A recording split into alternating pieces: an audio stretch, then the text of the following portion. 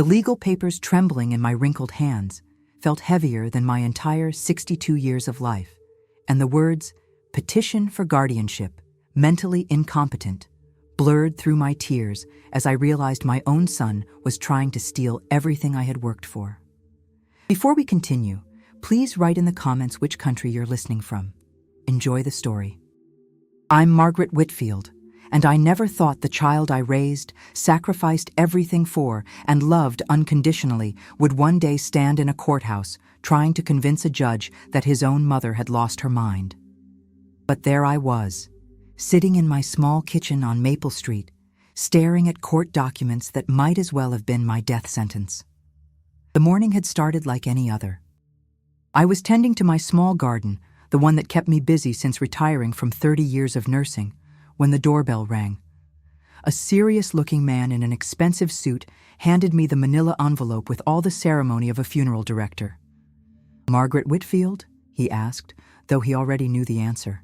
"You're being served." My hands shook as I signed for what I thought might be some routine paperwork. Maybe something about the house taxes, or perhaps a neighborhood matter. But when I tore open that envelope and read the first line, my world collapsed around me like a house of cards in a hurricane. Petition for guardianship of an allegedly incapacitated person. The petitioner? Richard Whitfield, Jr., my son Rick. My only child, the boy I had worked double shifts to put through law school, was asking a court to declare me mentally incompetent so he could control my finances, my property, and essentially, my entire life. I sank into my kitchen chair, the same one where I used to help Rick with his homework 25 years ago.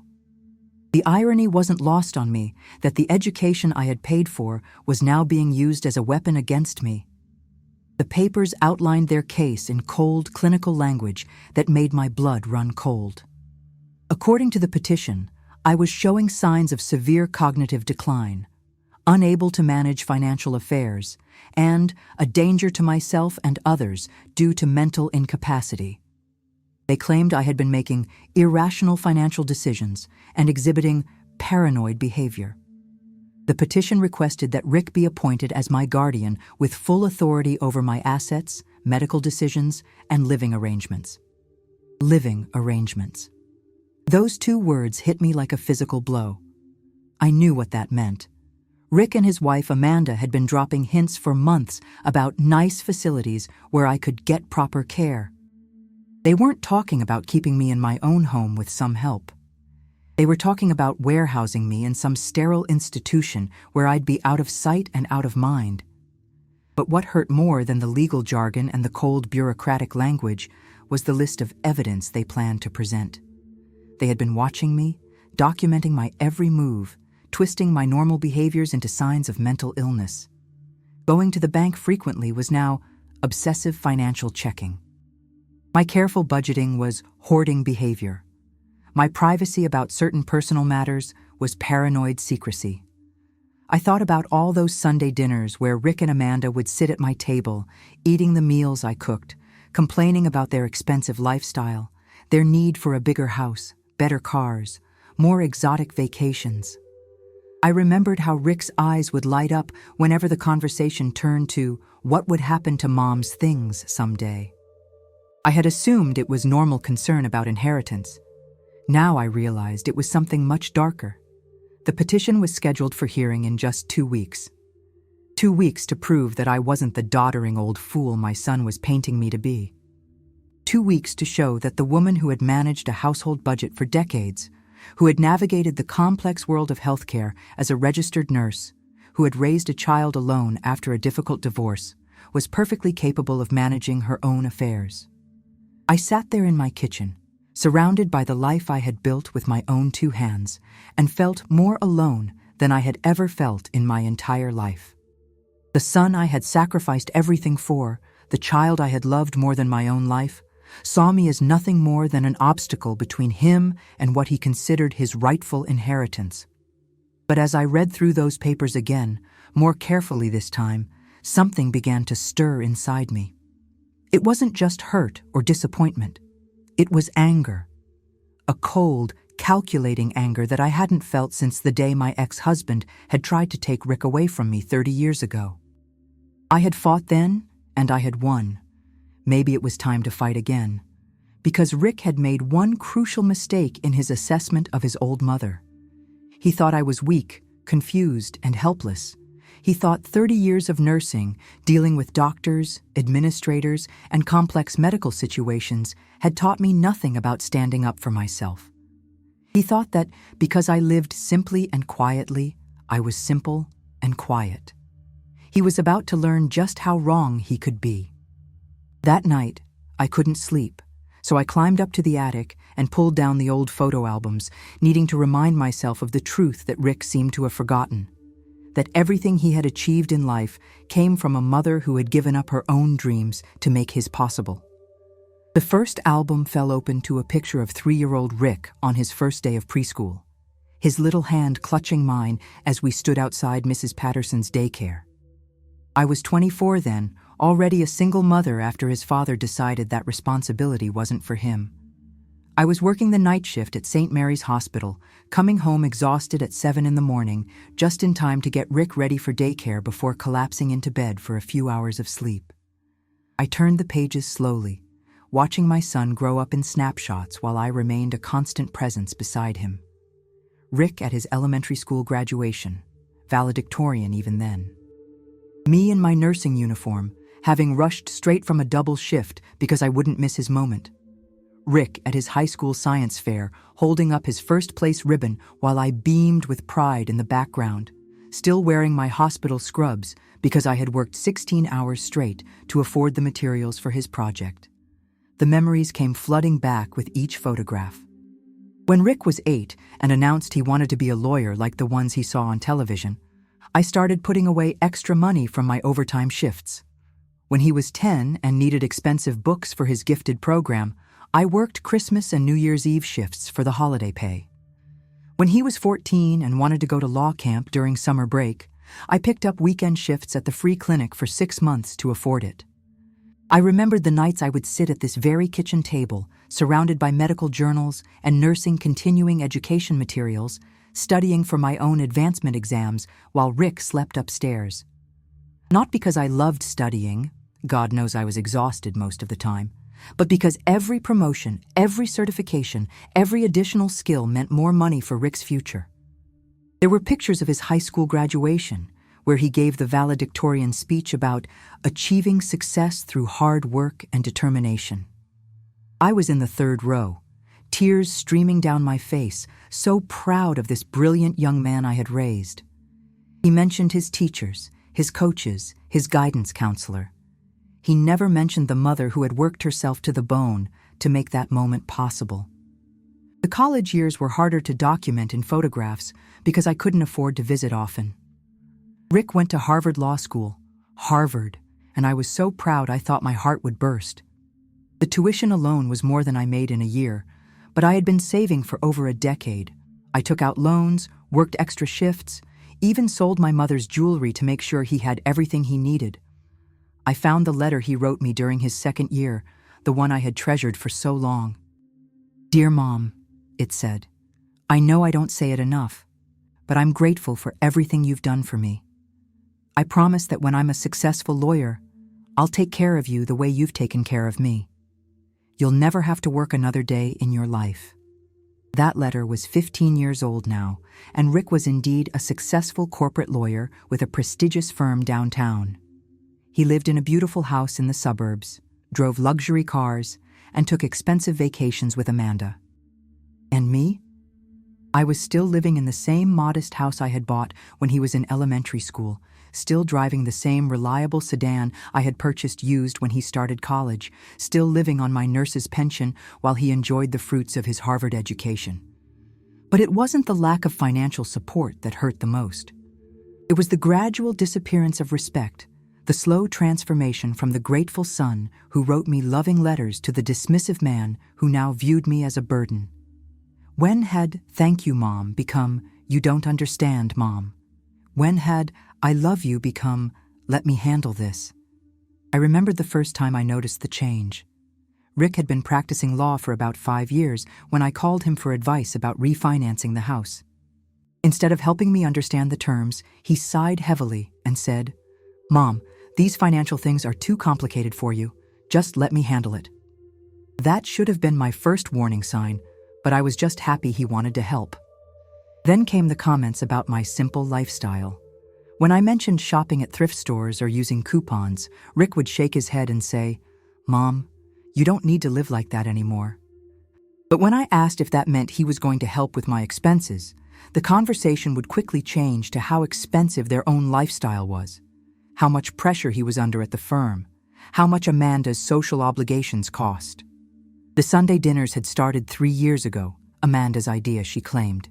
"Family is so important," she would say, while picking at the meals I spent all afternoon preparing. But I began to notice how their conversations always seemed to steer toward my living situation, my health, my finances. "Aren't you getting lonely in this big house, Margaret? Wouldn't you be more comfortable somewhere with people your own age? Are you sure you're managing your medications correctly?" I found myself defending my competence more and more often. Yes, I could remember to take my blood pressure medication. Yes, I could balance my checkbook.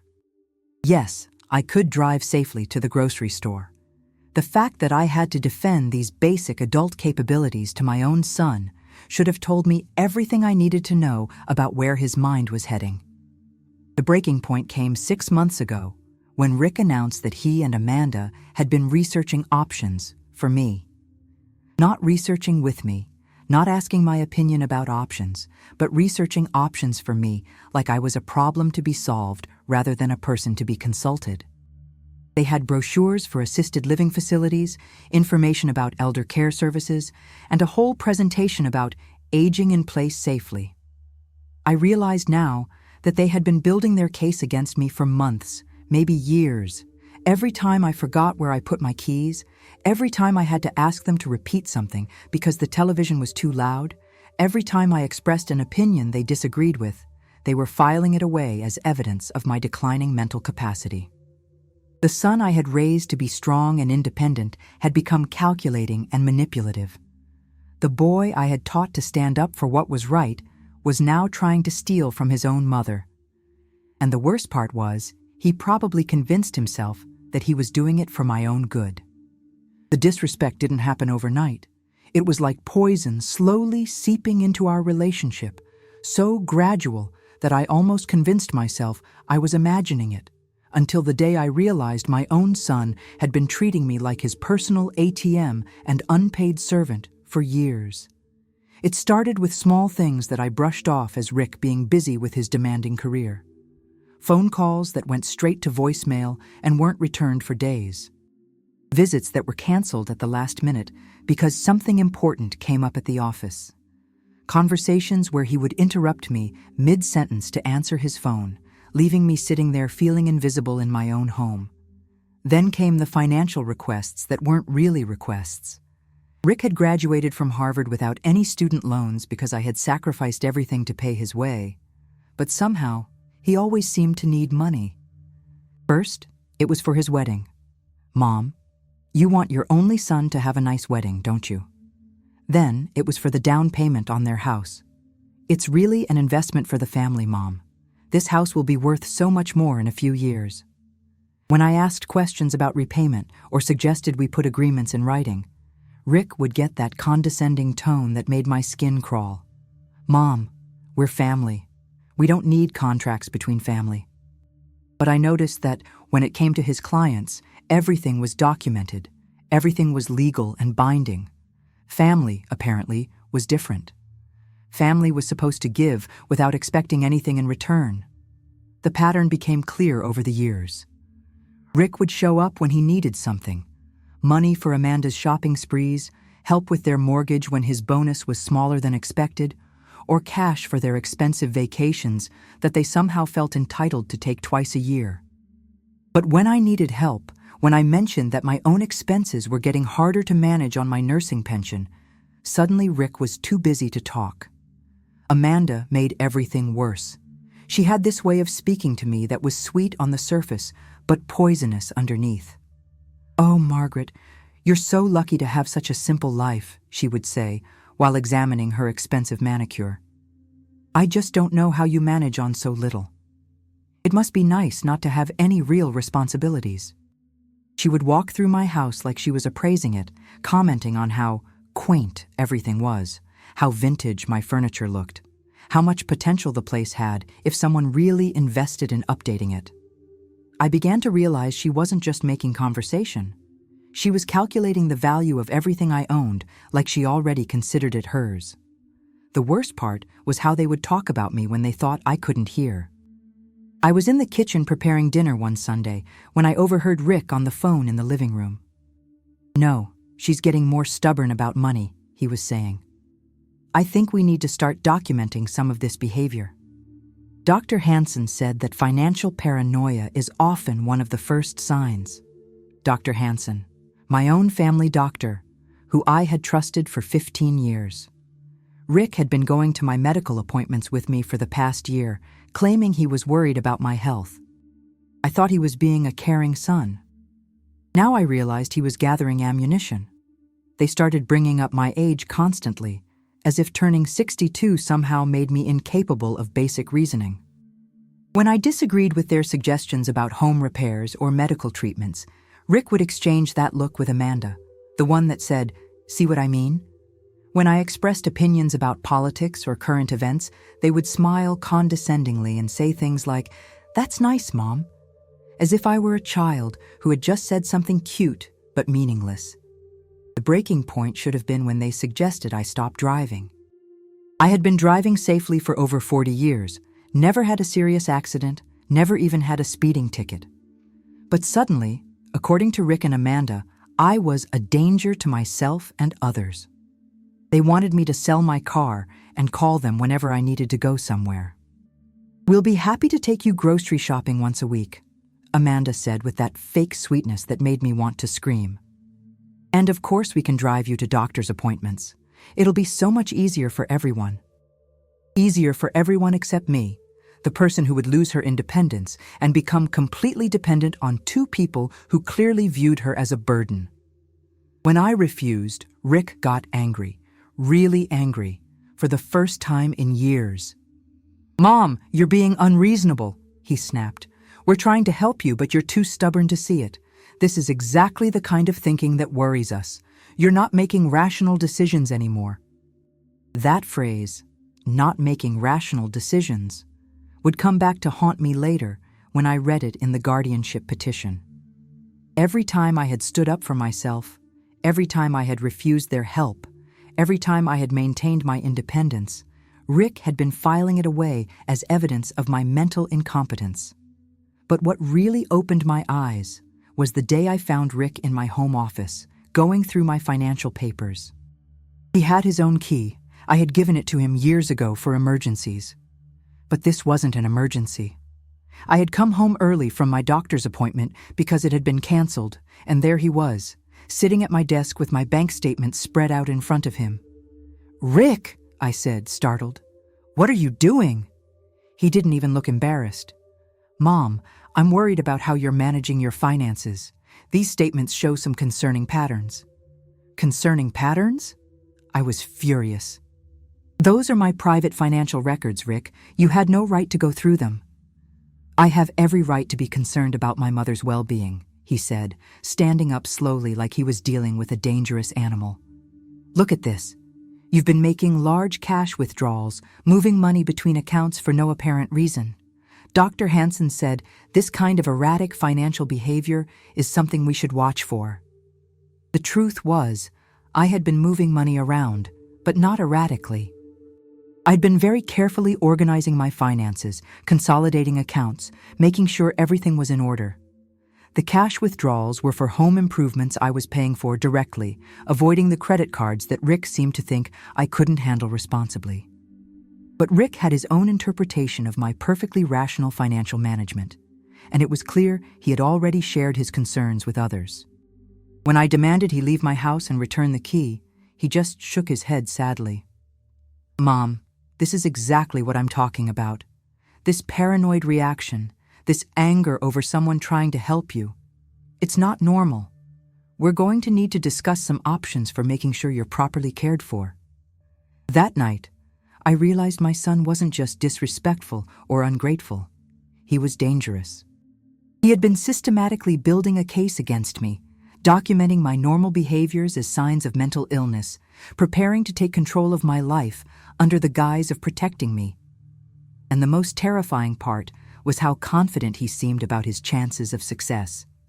The phone call that shattered my world came on a Tuesday morning while I was watering my roses, and it was my neighbor, Mrs. Chen, who delivered the news that my son had been telling people around town that I was losing my mind and would soon be moving to a care facility. "Margaret, dear," Mrs. Chen said hesitantly when I answered the phone, "I hope you don't mind me calling, but I thought you should know what people are saying. Your Rick has been talking to folks at the bank, at the post office, even at St. Mary's where you used to work. He's telling everyone that you're getting confused, that you can't take care of yourself anymore." My blood ran cold. "What exactly is he saying, Linda?" "Well, yesterday at the grocery store, he told Mary Patterson that you've been having memory problems, that you sometimes forget to eat or take your medications. He said the family is looking into getting you professional help because you're becoming a danger to yourself." I sank into my kitchen chair, the same one where I had read those terrible legal papers just days before. Rick wasn't just building a legal case against me. He was destroying my reputation in the community where I had lived and worked for over 30 years. He was turning my friends and neighbors into witnesses for his lies. "There's more, Margaret," Mrs. Chen continued reluctantly. "He's been asking questions about your house, about whether you've been keeping up with maintenance, whether you seem confused about money. Last week, he even asked Tom Morrison if he thought you were still capable of living alone." Tom Morrison was my handyman, a good man who had been helping me with home repairs for 15 years. If Rick was questioning him about my competence, it meant he was being systematic about this character assassination. He was creating a narrative of decline and incapacity that would support his legal petition. After I hung up with Mrs. Chen, I couldn't sit still. I had to know how far this conspiracy went, how many people Rick had poisoned against me. I drove downtown to the bank where I had done business for 20 years, walking up to Janet Sullivan's window with my heart pounding.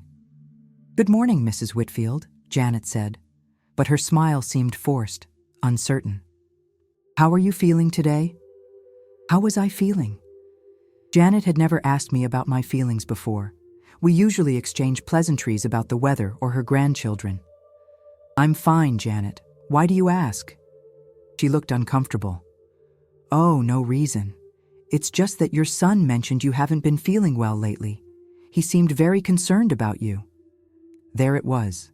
Rick had been here, planting seeds of doubt about my mental state with the people who handled my finances. "What exactly did Rick tell you, Janet?"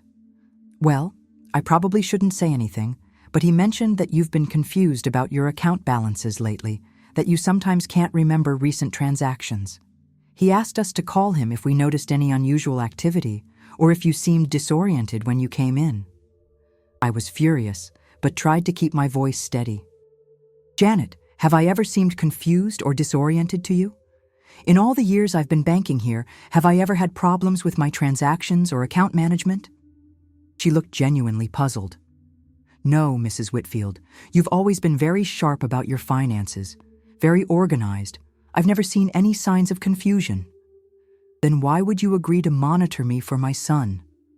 Janet's face flushed. "He's a lawyer, Mrs. Whitfield, and he seemed so worried about you.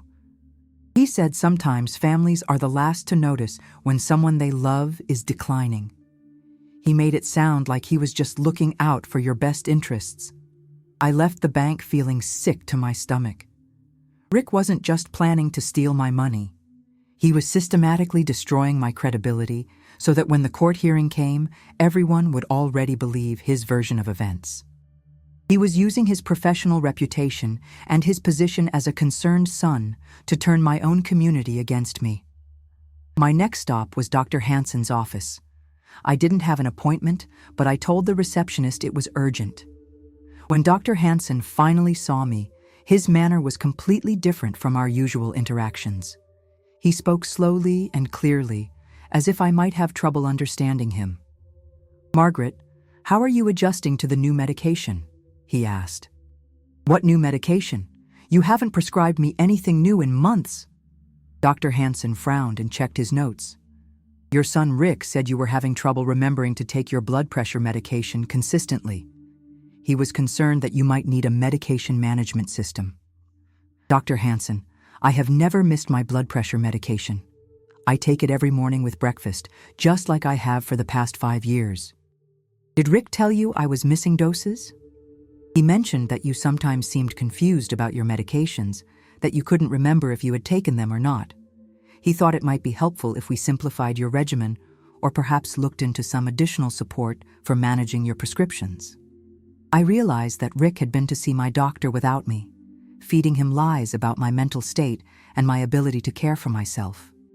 This was a coordinated campaign, not just the actions of a greedy son, but a calculated legal strategy designed to make his guardianship petition seem reasonable and necessary.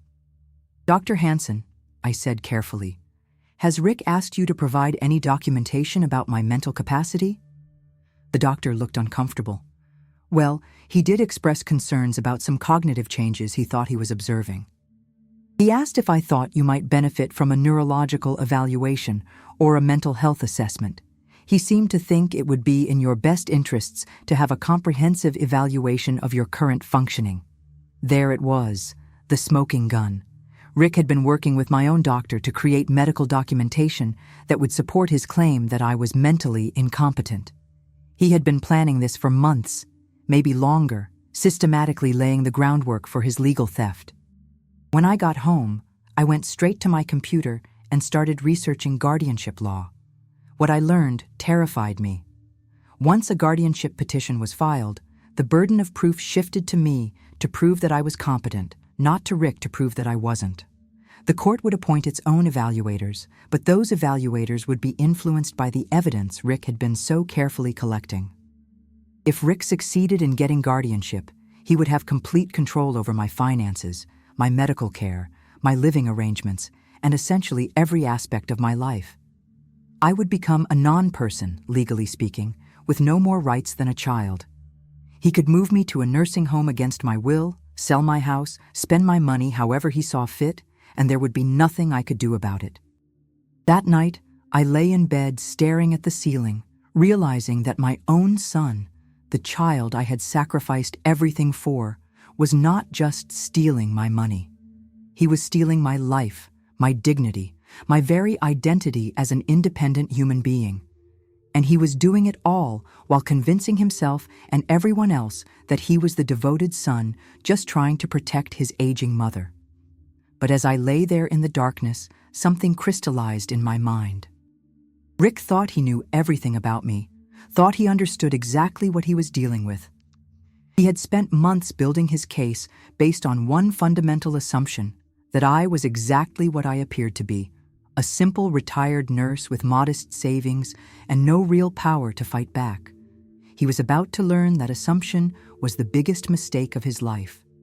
The next morning, I drove to First National Bank downtown.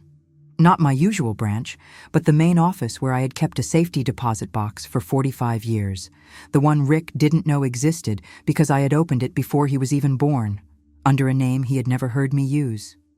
My hands trembled slightly as I signed in as Margaret Elizabeth Pemberton, the name on my birth certificate, the name I had carried before I became Mrs. Whitfield, before I chose to live a simple life to teach my future children the value of hard work and humility.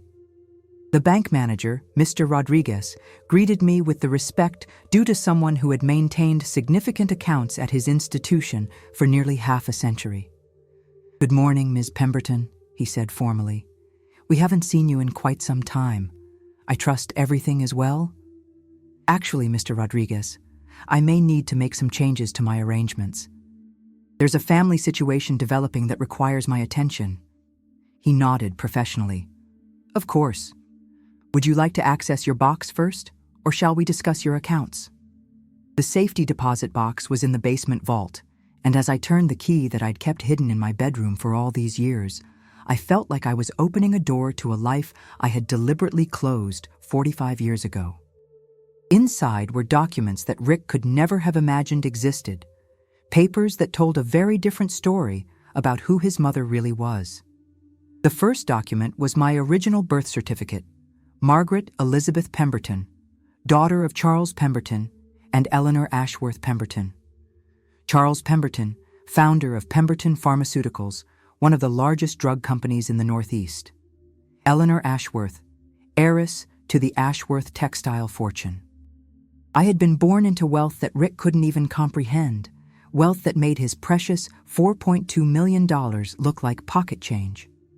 The second document was my father's will, filed 45 years ago when I was just 17. Despite my decision to live independently and marry against his wishes, he had left me his entire pharmaceutical company, 60% controlling interest in Pemberton Pharmaceuticals, worth approximately $847 million at the time of his death. With 45 years of growth, acquisitions, and compound interest, that inheritance was now worth more than Rick could calculate. The third set of documents were the power of attorney papers I had signed 20 years ago, giving complete authority over my Pemberton inheritance to Whitman, Sterling & Associates, the most prestigious law firm in the state.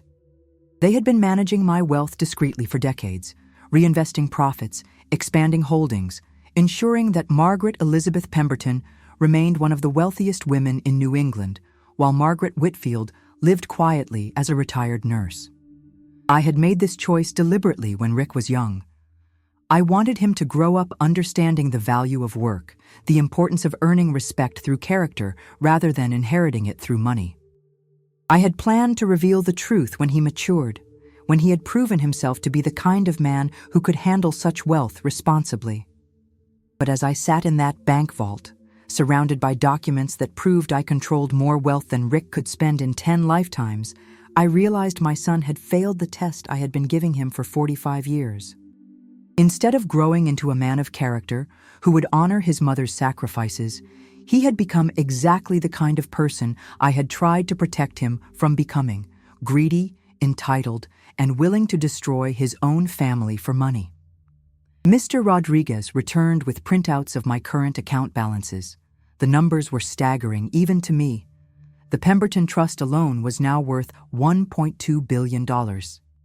My real estate holdings, commercial properties, residential developments, and land investments managed by the firm were valued at another $340 million.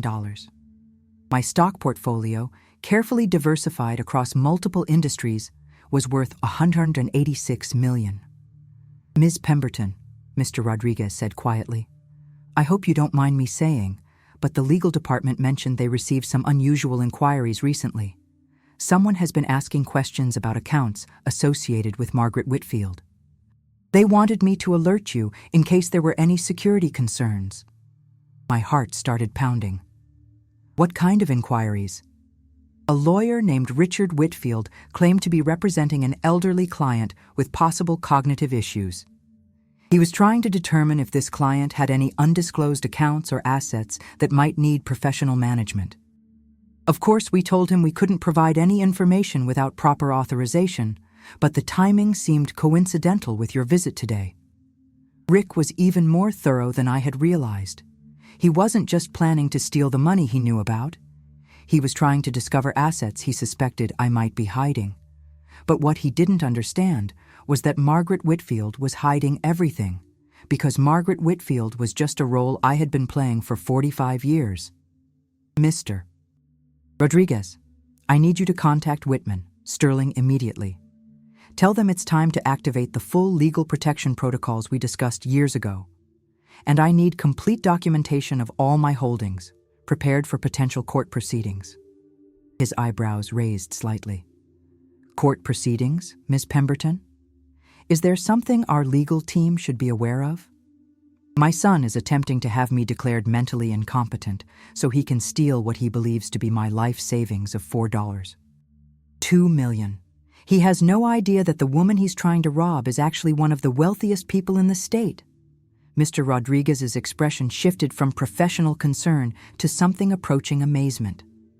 Ms. Pemberton, Are you saying that Richard Whitfield, the lawyer making inquiries about asset discovery, is your son, and he doesn't know who you really are? That's exactly what I'm saying. I chose to raise him as Margaret Whitfield, a simple nurse, because I wanted him to learn values that money couldn't teach. I planned to reveal the truth when he proved himself worthy of such responsibility. Instead, he's proven himself to be exactly the kind of person who should never control wealth, greedy, manipulative, and willing to betray his own family. I left the bank that day with a briefcase full of documents that would destroy Rick's entire case and probably his career. Financial statements showing assets worth over $1.7 billion. Legal documents proving that Margaret Elizabeth Pemberton had been making sophisticated financial decisions for decades. Medical records from private physicians showing perfect mental acuity and comprehensive annual health evaluations. But more than the documents, I left with something I hadn't felt in months: power. Real power, not the kind that Rick thought he was taking from me, but the kind that comes from knowing you hold all the cards while your opponent thinks he's playing against someone who doesn't even understand the game.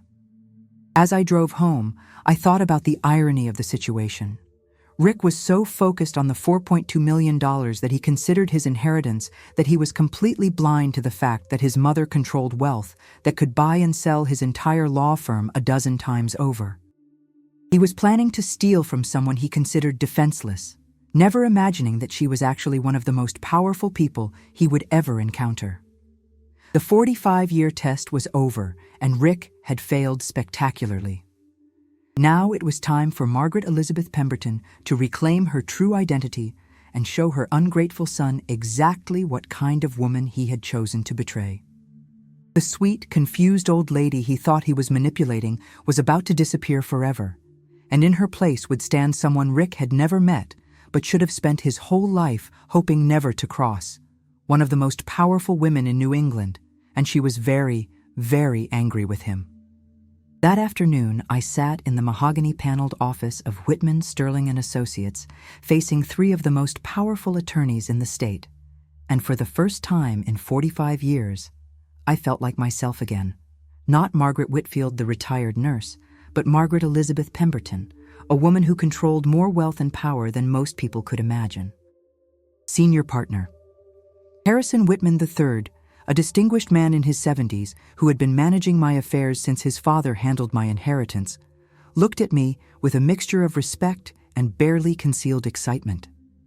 Ms. Pemberton, when Rodriguez called from the bank, I have to admit we were surprised.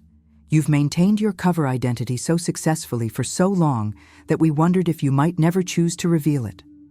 The situation has forced my hand, Harrison. My son is attempting to have me declared mentally incompetent to steal what he believes is my entire fortune. He has no idea that Margaret Whitfield is just a role I've been playing to teach him values.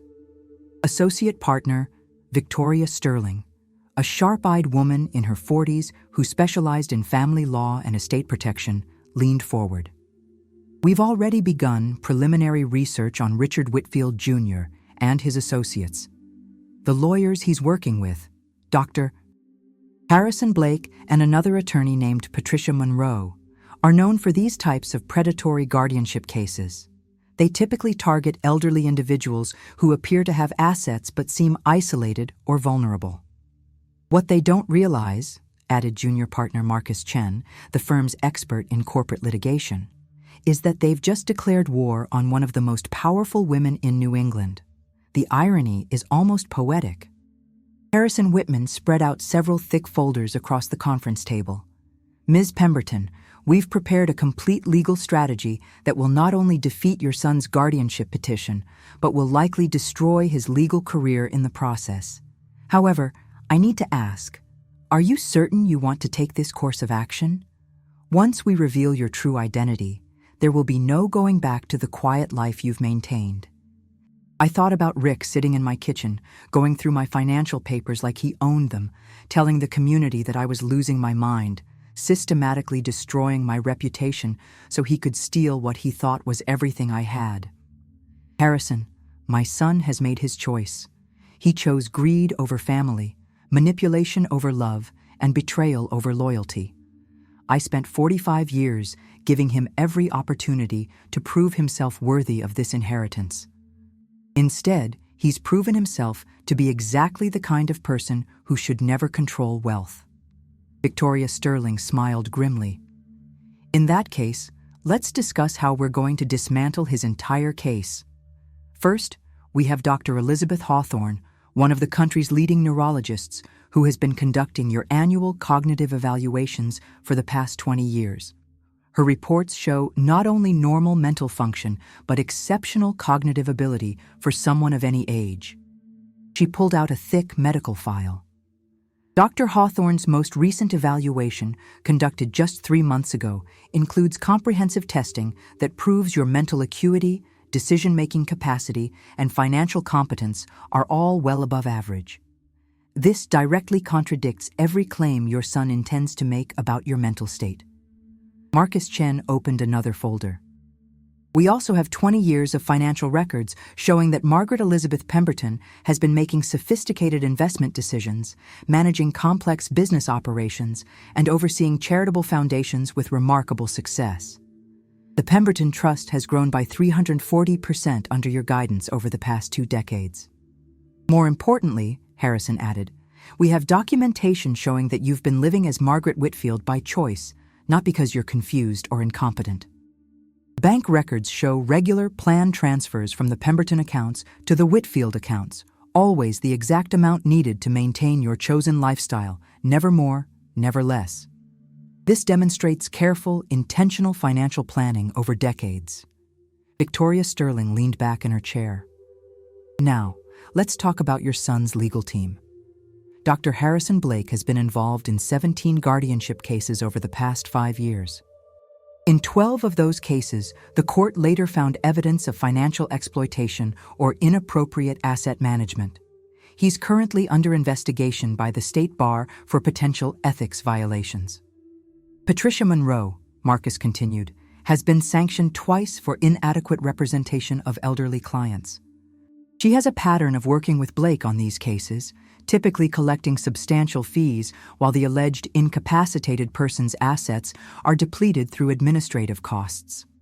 Harrison Whitman pulled out a legal brief that was easily 2 inches thick. "Ms. Pemberton, we're prepared to file a counterpetition that will not only defeat Rick's guardianship claim, but will expose the conspiracy between him and these attorneys. We have evidence that Blake has been coaching Rick on what symptoms to report, what documentation to gather, and how to present his case for maximum impact. But here's the truly devastating part," Victoria said with something approaching glee. "Rick has been telling people that you have approximately $4.2 million in assets. When we reveal that Margaret Elizabeth Pemberton controls $1.7 billion in wealth, it's going to raise serious questions about Rick's competence, not yours. How does a Harvard-trained lawyer fail to discover that his own mother is one of the wealthiest people in the state?" Marcus opened his laptop and turned it toward me. "We've also been investigating Rick's financial situation. He's in much deeper trouble than you realize. He owes $340,000 in gambling debts to some very unpleasant people. His mortgage is 3 months behind. Amanda's credit card debt is approaching $180,000. They've been living far beyond their means for years, and Rick has been counting on your inheritance to solve their financial problems." The picture was becoming clear. This wasn't just about greed or entitlement. Rick was desperate, drowning in debt, and saw stealing my money as his only way out. But what made it truly despicable was that he was willing to destroy my life, my reputation, and my dignity to save himself from the consequences of his own poor decisions. "There's something else," Victoria said quietly.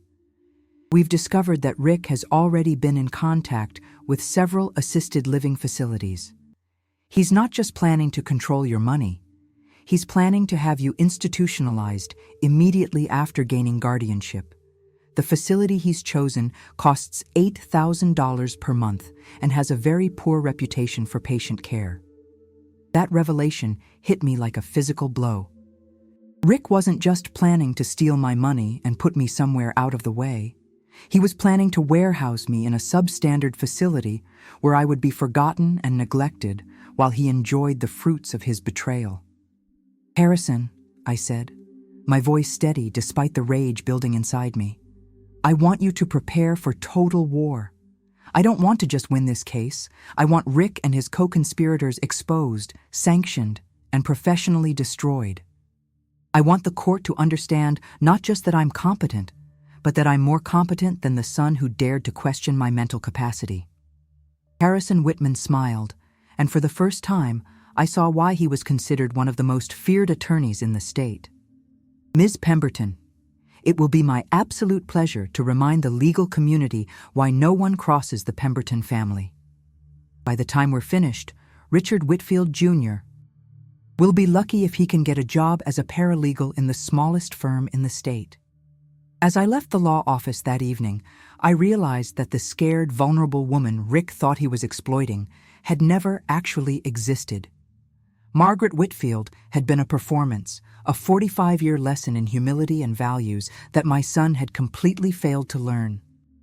Now it was time for Margaret Elizabeth Pemberton to take the stage, and Rick was about to discover what happened when you tried to steal from someone who owned half the judges in the state and could buy the courthouse itself if necessary. The first time I said no to Rick in years was the following Sunday when he and Amanda showed up for dinner expecting their usual free meal and financial consultation, but instead found a mother who was no longer willing to pretend she didn't know exactly what they were planning. I had spent the week carefully preparing for this moment, coached by Victoria Sterling on how to establish boundaries without revealing too much too soon. The goal was to let Rick know that his confused old mother was far more aware and capable than he had assumed, while keeping my true identity secret until the perfect moment in court. Rick walked into my kitchen like he owned it, immediately heading for the refrigerator while Amanda settled into her usual chair at my table, both of them acting like they were doing me a favor by gracing me with their presence. But today, instead of bustling around serving them like an unpaid waitress, I remained seated with my hands folded, watching them with new eyes. "Mom, what's for dinner?" Rick asked without even greeting me, his head still buried in my refrigerator. "I'm starving, and Amanda's been craving your pot roast all week." "I haven't prepared dinner," I said calmly. "And I won't be preparing dinner." Rick's head popped up from behind the refrigerator door, his expression confused. "What do you mean you haven't prepared dinner? It's Sunday. We always have dinner on Sunday." "You always come here on Sunday expecting me to cook for you," I corrected. "There's a difference between a family dinner and treating your mother like unpaid kitchen staff." Amanda looked up from her phone with that condescending smile I had grown to hate. "Oh, Margaret, are you feeling all right today? You seem a little off." There it was, the immediate assumption that any change in my behavior must be a sign of mental decline. I could see Rick's eyes sharpen with interest, probably already planning to add this interaction to his list of evidence for the court. "I'm feeling perfectly fine, Amanda. In fact, I'm feeling clearer than I have in years. Clear enough to recognize that I've been taken advantage of by people who should be caring for me, not exploiting me." Rick's expression shifted from confusion to something approaching alarm. "Mom, what are you talking about? Who's exploiting you? Has someone been bothering you?" This is exactly the kind of paranoid thinking that Dr. Hansen mentioned we should watch for. I had to admire his technique, immediately turning my legitimate complaint into evidence of mental illness while positioning himself as the concerned protector. But I had learned a few techniques myself over the past week. "Rick, I need you to return the key to my house," I said, keeping my voice steady and reasonable. "I also need you to stop discussing my personal business with people in town, and I need both of you to start treating me with the respect due to a woman who sacrificed everything to give you the opportunities you've enjoyed." The silence that followed was deafening. Rick and Amanda exchanged a look that spoke volumes. This was not the docile, grateful mother they had been manipulating for years. "Mom," Rick said slowly, using the tone you might use with a dangerous animal, "I think you might be having some kind of episode. This isn't like you at all. Maybe we should call Dr. Hansen."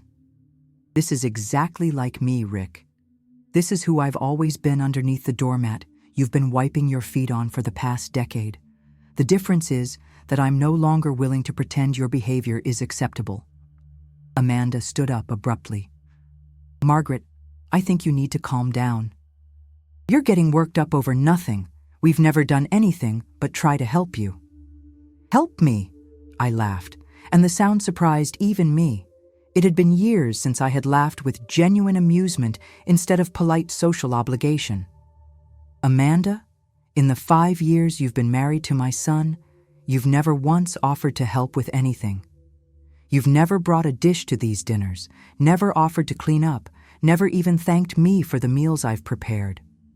Your idea of helping is sitting at my table complaining about how expensive your lifestyle is while I serve you food I paid for." Rick's face was getting red, always a sign that his temper was building. "Mom, I don't know what's gotten into you, but this attitude is completely inappropriate. We're your family. We're trying to look out for your best interests." "My best interests?" I stood up, feeling stronger and more confident than I had in years. "Rick, last week you were in this house going through my private financial papers without permission. You've been telling people in town that I'm losing my mind. You've been consulting with my doctor about my mental capacity behind my back. Exactly which part of that was in my best interests?" The color drained from Rick's face. He hadn't expected me to know about his campaign of character assassination, hadn't counted on his confused mother being observant enough to discover his activities. "I don't know who's been filling your head with these ideas," he said, his voice taking on a harder edge, "but you're obviously not thinking clearly. The Rick bashing, the paranoid accusations, this is exactly the kind of behavior that has us concerned about your mental state." "Concerned enough to file a guardianship petition?" I asked quietly. The look of shock on both their faces would have been comical if the situation weren't so serious. Rick's mouth actually fell open before he managed to stammer. "How did you... Who told you about that?" "Rick, I may be 62 years old, but I'm not stupid. Did you really think you could serve me with legal papers and I wouldn't read them? Did you honestly believe I would just sit here waiting for you to steal my life away from me?" Amanda grabbed Rick's arm. "We should go," she whispered urgently. "She's obviously having some kind of breakdown." But Rick was staring at me with new eyes, and I could see the wheels turning in his mind. This wasn't the confused, helpless woman he had been planning to steamroll in court. This was someone who was not only aware of his plans, but was prepared to fight back. "Mom," he said, his voice taking on a wheedling tone, "you don't understand how these legal things work. The guardianship isn't about taking anything away from you. It's about protecting you. We're worried that someone might try to take advantage of your good nature." "Someone like you mean?" The words hung in the air between us like a physical barrier. For the first time in our relationship, I had called Rick out directly. No polite deflection, no maternal enabling, just the plain truth about what he was doing. "I think we should leave," Amanda said again, more insistently this time. "Margaret, when you're feeling more like yourself, we can continue this conversation." "I am feeling like myself," I said firmly. "For the first time in years, I'm feeling exactly like myself. And myself is not someone who tolerates being lied to, manipulated, or betrayed by people who are supposed to love her." As they headed for the door, Rick turned back one more time. "Mom, I hope you understand that this conversation is going to have to be reported to the court. This kind of agitation, these paranoid accusations, they're exactly what we've been worried about. Report whatever you like, Rick. But understand this, I will not be making this easy for you. I will not be the helpless victim you're counting on. And when this is over, you're going to discover that your mother is a very different person than you thought she was." After they left, I sat in my kitchen, feeling something I hadn't experienced in decades. The pure satisfaction of standing up for myself. Rick had expected tears, confusion, maybe some begging or pleading. Instead, he had encountered a woman who knew exactly what was happening and was prepared to fight back. The scared, grateful mother he had been planning to manipulate was officially gone. In her place was someone much more dangerous, a woman who had finally stopped pretending to be powerless and was ready to show her ungrateful son exactly how much power he had tried to steal. Rick's retaliation came swiftly and viciously. Within 3 days of our confrontation, he had escalated his campaign against me to levels I hadn't thought even he was capable of, proving that when cornered, my son was far more dangerous than I had realized. The first attack came through Dr. Hansen's office. His receptionist called Tuesday morning to inform me that my son had requested an emergency psychiatric evaluation, claiming I had threatened him and Amanda during a violent outburst at my home. The appointment was scheduled for Thursday, and Rick had already arranged for a specialist to conduct what he called a comprehensive mental health assessment. I knew this was a trap. Rick was trying to create official medical documentation of mental instability that he could present to the court. But what he didn't know was that Victoria Sterling had anticipated exactly this move and had prepared me for it. "Ms. Whitfield," Dr. Hansen said when I arrived for the appointment, "your son is very concerned about some changes in your behavior. He mentioned that you've become agitated, paranoid, and even aggressive toward family members." "Dr. Hansen, did Rick tell you exactly what happened during this alleged violent outburst?" The doctor looked uncomfortable. "He said you made accusations about him stealing from you, that you became very angry when he tried to discuss your living situation, and that you essentially threw him out of your house. Did he mention that he's filed a legal petition to have me declared mentally incompetent so he can control my finances? Did he tell you that he's been going through my private papers without permission and spreading rumors about my mental capacity around town?" Dr. Hansen's expression shifted. He mentioned that there were some legal proceedings being considered for your protection, but he framed it as a last resort to ensure your safety. The psychiatric evaluation that followed was actually a relief. Dr. Margaret Thornton, the specialist Rick had arranged, was clearly expecting to find an elderly woman in obvious mental decline. Instead, she found someone who could discuss current events, solve complex problems, remember detailed information, and demonstrate clear reasoning about her financial and legal situation. "Mrs. Whitfield," Dr. Thornton said after 2 hours of testing, "I have to say, your cognitive function appears to be excellent. Your memory, reasoning ability, and decision-making capacity all test well above average for someone of any age. I'm not sure why your son believes you need psychiatric intervention." But Rick wasn't finished. That evening, he showed up at my house with Amanda and 2 people I didn't recognize: a tall, thin man in an expensive suit and a woman with a briefcase who looked like she'd rather be anywhere else. "Mom, we need to talk," Rick said, pushing past me into my living room without being invited. "This is Dr. Harrison Blake, the attorney who's helping us with your legal situation, and this is Patricia Monroe, who specializes in elder care law." So these were Rick's co-conspirators, the lawyers Victoria Sterling had warned me about.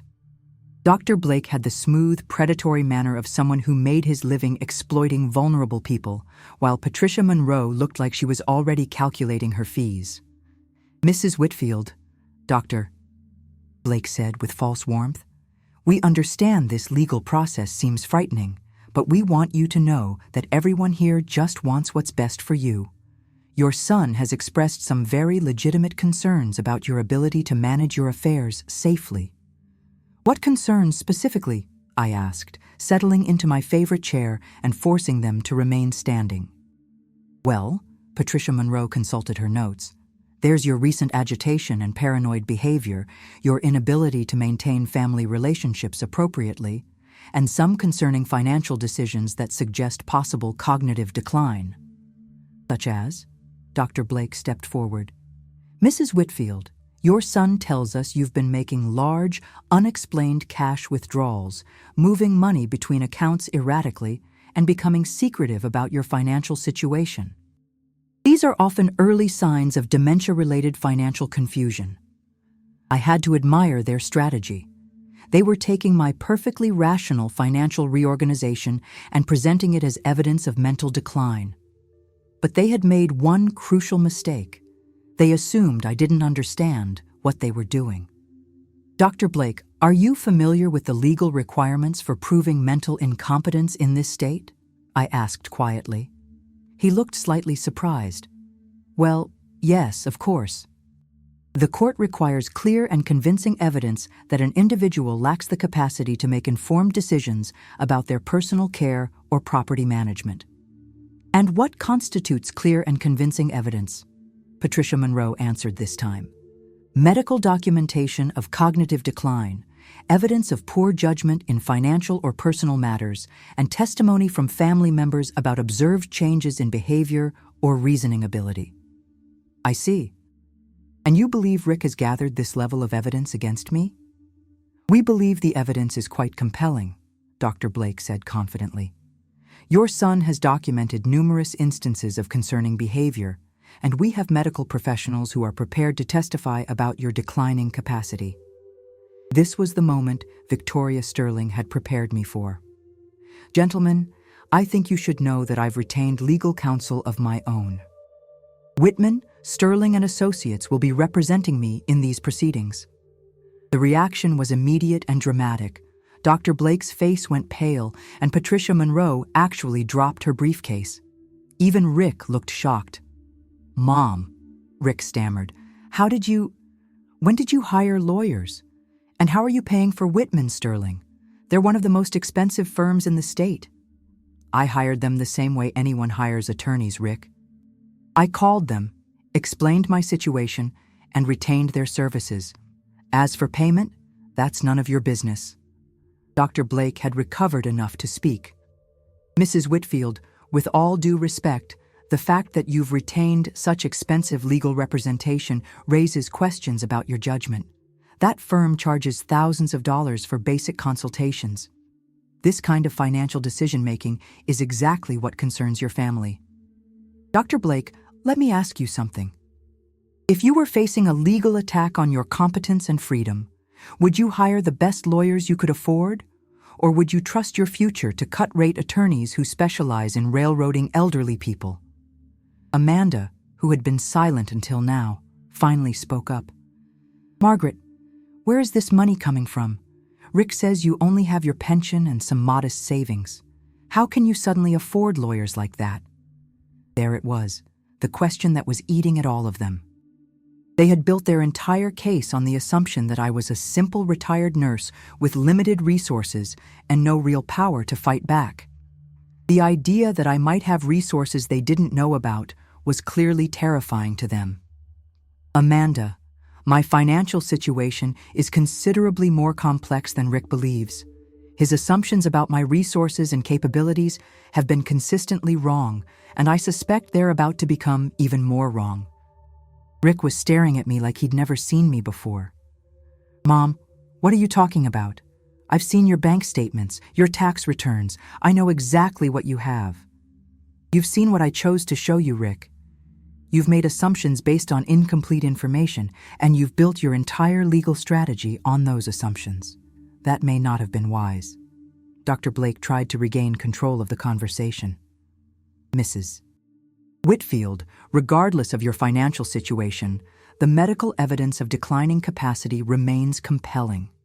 Your recent behavior changes, the agitation, the paranoid accusations against your family, these are serious concerns. Dr. Blake, let me be very clear about something. The only thing that's changed about my behavior is that I've stopped pretending I don't know what my son is trying to do to me. I've stopped being polite about being robbed. If that seems like paranoid behavior to you, perhaps you should examine your own assumptions about how victims of financial exploitation should behave. As they prepared to leave, Rick turned back one more time. Mom, I hope you understand that hiring expensive lawyers and making these accusations is just going to make things worse for you in court. The judge is going to see this as exactly the kind of poor judgment and paranoid thinking that proves you need protection. Rick, I think you're going to discover that the judge sees this situation very differently than you expect. But we'll find out soon enough, won't we? After they left, I called Victoria Sterling immediately. They're getting desperate, I told her.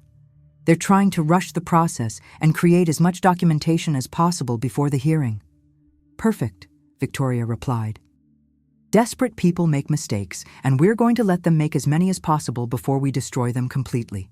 Just remember, no matter what they try between now and the court date, stay calm, stay dignified, and let them hang themselves with their own overconfidence. But as I hung up the phone, I realized that Rick's desperation made him dangerous. A cornered animal fights viciously, and my son was about to discover that he had cornered someone far more powerful than he could imagine. The day of the hearing arrived like Judgment Day itself, and as I walked into the courthouse wearing a navy blue suit that cost more than Rick's monthly salary, I knew this would be the last day Margaret Whitfield existed, and the first day the world would meet Margaret Elizabeth Pemberton again. Judge Patricia Caldwell was known throughout the state as someone who took elder abuse cases seriously, but she was also known for her intolerance of frivolous petitions and legal manipulation. Rick and his lawyers had clearly done their research on her, thinking they knew exactly how to present their case for maximum impact. What they didn't know was that Judge Caldwell had presided over the probate of my father's will 45 years ago and had been wondering for decades what had happened to the Pemberton heiress who had disappeared into anonymity. The courtroom was packed, unusual for a guardianship hearing, but Victoria Sterling had made sure that several prominent members of the legal community were present to witness what she promised would be the most spectacular legal reversal in recent memory.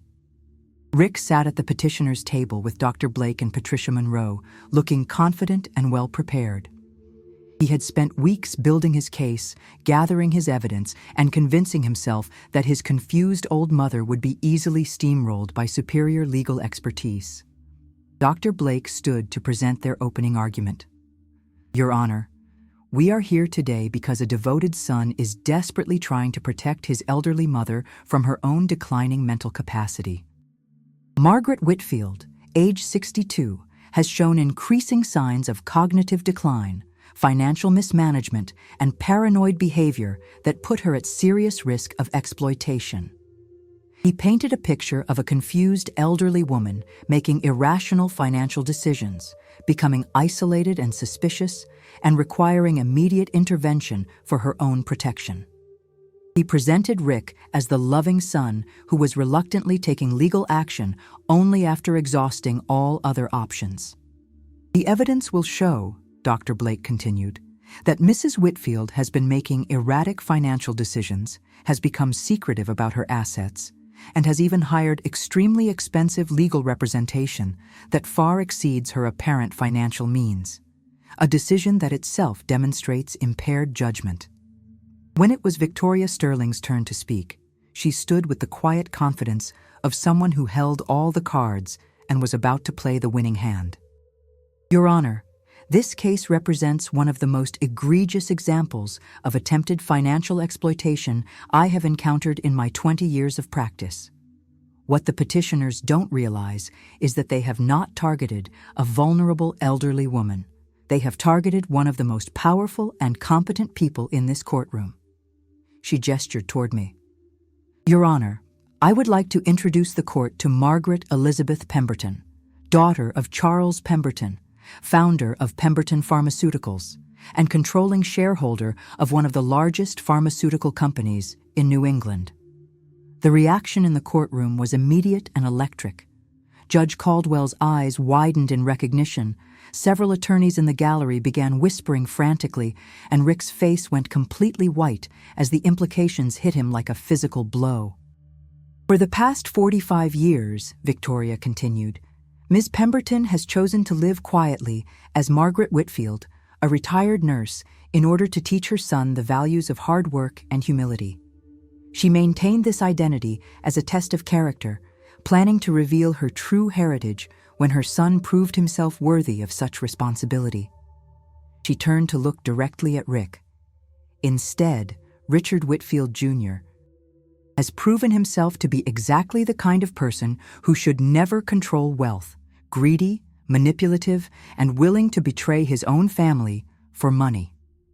Judge Caldwell leaned forward.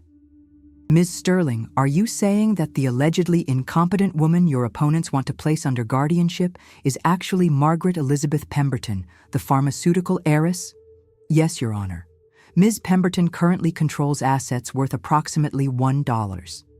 7 billion through various trusts, investments, and business holdings. The $4.2 million that Mr. Whitfield believes represents his mother's entire fortune is actually pocket change compared to her real wealth. Dr. Blake shot to his feet. Your Honor, this is obviously a desperate fabrication designed to distract from the real issue of Mrs. Whitfield's mental decline. There is no evidence to support these outrageous claims. Victoria Sterling smiled and nodded to her assistant, who began distributing thick folders to the judge and opposing counsel. Your Honor, I present complete financial documentation, medical records, and legal documents proving Ms. Pemberton's identity and competence. As Dr. Blake frantically flipped through the documents, his confident expression crumbled into horrified disbelief. Bank statements showing billions in assets, medical evaluations proving exceptional mental capacity, business records documenting decades of sophisticated financial management. Furthermore, Victoria continued, we have evidence that Mr. Whitfield's motivation for this petition stems not from concern for his mother's welfare, but from his own desperate financial situation. He owes $340,000 in gambling debts, is 3 months behind on his mortgage, and has been counting on stealing his mother's money to solve his problems. Judge Caldwell examined the documents with growing amazement. Ms. Pemberton, is it true that you have been living as Margaret Whitfield for 45 years as a test of your son's character? I stood to address the court directly. Yes, Your Honor. I wanted my son to learn the value of work, the importance of character, and the meaning of family loyalty. I planned to reveal my true identity when he proved himself worthy of the responsibility that comes with great wealth. And what is your assessment of that test? He has failed completely, Your Honor. Instead of becoming a man of character who honors his family, he has become someone who views his own mother as an obstacle to be removed.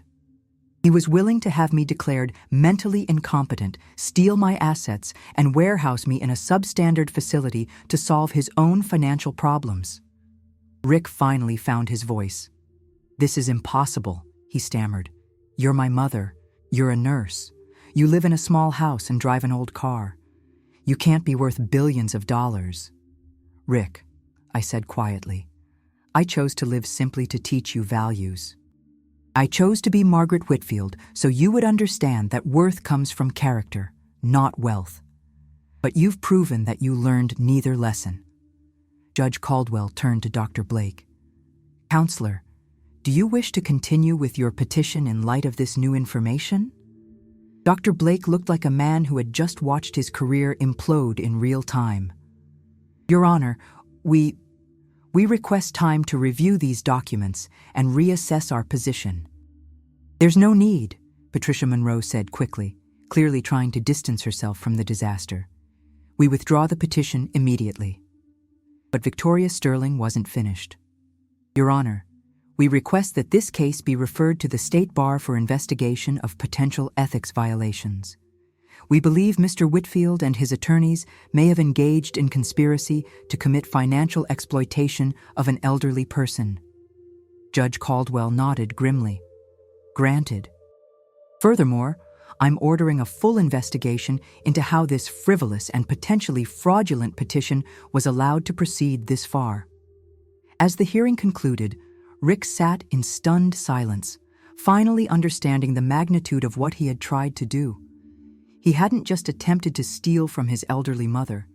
He had tried to rob one of the most powerful women in the state, someone who could destroy his career and his life with a single phone call. Amanda had fled the courtroom in tears, probably already calculating how to protect herself from the fallout.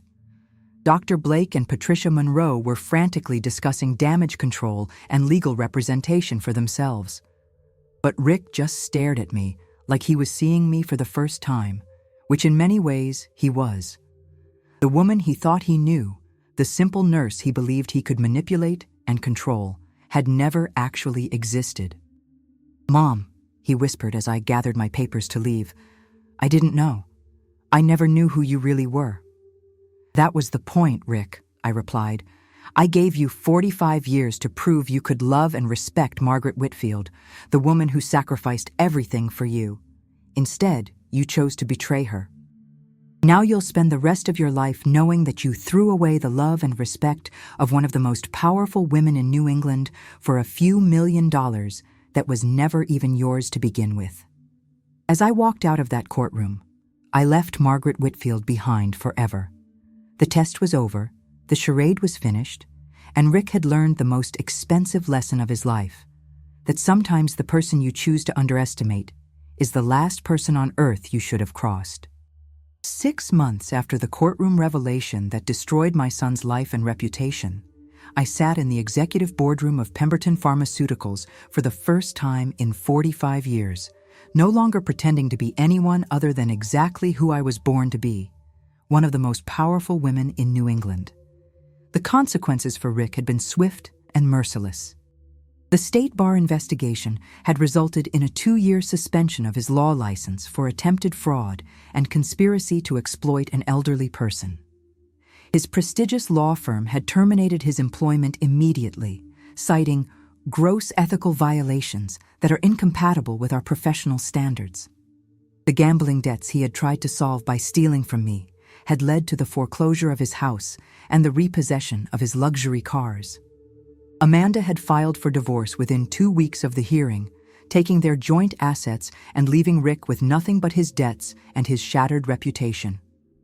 She had been remarkably honest in her departure, admitting that she had only married him for his apparent prospects and had no interest in being married to a disgraced ex-lawyer with no money and no future. The irony was almost poetic. Rick had been so focused on stealing what he thought was my modest fortune that he had destroyed his access to wealth beyond his wildest dreams.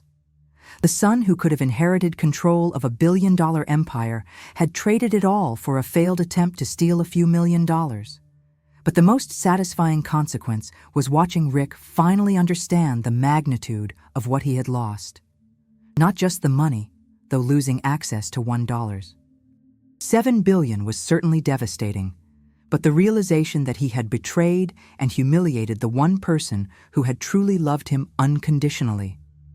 I had moved out of the small house on Maple Street and into the Pemberton family estate, a sprawling mansion that had been maintained by the trust for 45 years, waiting for my return.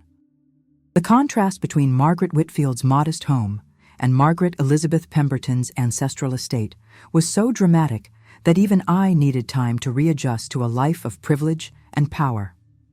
The business world had welcomed me back with a mixture of amazement and respect. The pharmaceutical industry had wondered for decades what had happened to the Pemberton heiress, and my return as an active participant in running the company had sent shockwaves through the corporate community. Forbes magazine had run a cover story titled "The Billionaire Who Disappeared: Margaret Pemberton's 45-year test of character." But perhaps the most meaningful change was the establishment of the Margaret Whitfield Foundation for Elder Justice, a charitable organization dedicated to protecting elderly people from financial exploitation and family abuse. I had endowed it with $100 million and hired some of the best lawyers in the state to pursue cases similar to what Rick had attempted to do to me. The foundation's first major case had been representing Mrs. Chen's elderly neighbor, whose own children had been trying to force her into a nursing home to gain control of her property. Thanks to the foundation's legal team, the attempted theft had been stopped, and the children faced criminal charges. It felt good to use my wealth and power to protect people who didn't have the resources I had discovered I possessed. Victoria Sterling had become not just my attorney, but one of my closest advisors as I navigated my return to public life. "You know," she said during one of our strategy meetings, "Rick actually did you a favor. If he hadn't tried to steal from you, you might have continued living as Margaret Whitfield indefinitely. His betrayal forced you to reclaim your true identity and your real power." She was right, though I would never thank Rick for the lesson. His greed and manipulation had ended the 45-year experiment that had taught me more about human nature than any amount of wealth could have bought. I had learned that character cannot be purchased, that values cannot be inherited, and that love given unconditionally can still be betrayed by those who receive it. The small house on Maple Street had been donated to a nonprofit organization that provided transitional housing for elderly women escaping financial abuse. I kept only one item from my life as Margaret Whitfield, the kitchen table where I had read Rick's legal papers and realized that my own son was trying to destroy me. It now sat in my home office as a reminder of the day I stopped being a victim and started being powerful. Rick had attempted to contact me several times through various intermediaries, claiming he wanted to apologize and asking for a chance to make amends. But I had learned that forgiveness and reconciliation are very different things. I could forgive him for being weak, greedy, and foolish. Those were human failings that many people struggle with. But I could not reconcile with someone who had proven himself willing to steal my freedom, my dignity, and my very identity for money. The final test had been his response to my offer of limited reconciliation. Through Victoria Sterling, I had proposed that Rick could receive a trust fund of $50,000 per year for the rest of his life, enough to live modestly, but not enough to return to his previous lifestyle of excess, if he would complete a 5-year program of community service working with elderly people and publicly acknowledge what he had tried to do to me. His response had been immediate and revealing. Instead of gratitude for a generous offer he didn't deserve, Rick had been angry that the amount was so insulting compared to my total wealth. He had demanded at least $10 million and threatened to write a tell-all book about my deception if I didn't agree to his terms. That response had told me everything I needed to know about whether Rick had learned anything from his catastrophic failure. He was still the same entitled, greedy person who viewed me as an obstacle to wealth he felt he deserved, rather than a mother who had loved him unconditionally for 38 years. I withdrew the offer permanently. Instead, I established scholarship funds at Harvard Law School and the nursing school where I had trained, creating opportunities for young people who understood the value of education and hard work. I funded research into Alzheimer's disease and other conditions that actually do rob elderly people of their mental capacity, unlike the fictional decline Rick had invented to justify his theft. As I sat in my office overlooking the gardens of the Pemberton estate, I realized that the past 6 months had been the most fulfilling of my entire life. Not because of the luxury and power I had reclaimed, but because I was finally living authentically as the person I had always been underneath the performance of Margaret Whitfield. I was no longer pretending to be helpless when I was powerful, poor when I was wealthy, or confused when I was brilliant. I was no longer accepting disrespect from people who should have been grateful for my love. I was no longer sacrificing my own dignity and happiness for people who didn't appreciate or deserve it. The 45-year test was over, and while Rick had failed spectacularly, I had learned something invaluable about the difference between being loved for who people think you are and being respected for who you actually are. Margaret Whitfield had been loved by a son who saw her as useful. Margaret Elizabeth Pemberton was respected by a world that recognized her power. The difference between those two responses had taught me everything I needed to know about the value of living authentically, setting boundaries, and refusing to accept less than what you deserve. Some lessons are worth $1.7 billion, and some children never learn them at all. Thank you for staying with me until the very end. If this story touched you, please give it a like and share your thoughts in the comments. Subscribe to the channel. Stay healthy and value yourselves.